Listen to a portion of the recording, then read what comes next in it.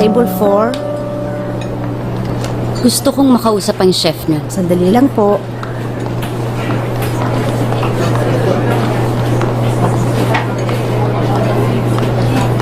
Hi, ma'am. You were asking for me? Can I help you, miss? Mrs. Victorio.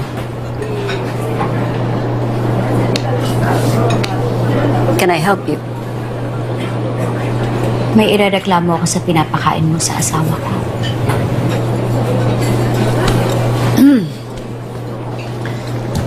Really? May lasot. And a taste of desperation.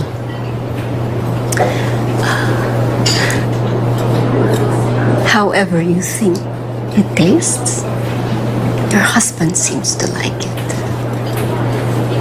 Otherwise, he wouldn't keep coming back here. For it. Your husband keeps coming back here because you starve him at home. You know, a man can only go for so long without food. I feed Jeff's hunger. I satisfy him. And he satisfies me. Ang akala ko kanina naliligaw ako. Nagtataka ako bakit nandito ka sa Quezon City mas bagay ka sa Makati. Do you think this is some itch that just needs to be scratched? I love him. Unlike you, who always denies him love. Lagi niyang sinasabi sa akin na sa akin lang siya nakakaramdam ng pagmamahal. At naniwala ka naman na yan ang totoo. Mukha ka lang matalino, pero nuknukan ka ng pagkatangat uto-uto. Anong tingin mo sa sarili mo? Nag-iisa ka? Ikaw ang bukod tangi? Bakit hindi pa nasabi sa'yo ng asawa ko na bago ka? May ibang babaeng haliparot na tumikim at lumingkis sa asawa ko.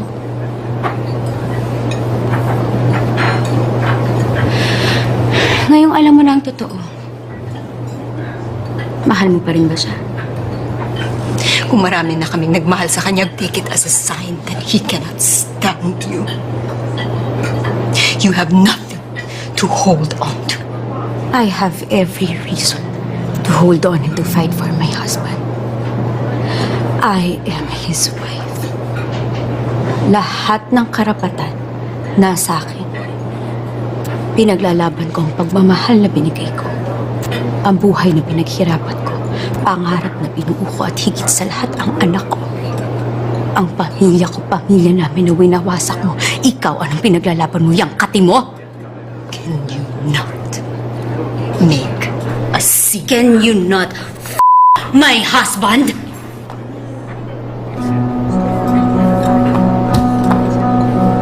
Dave,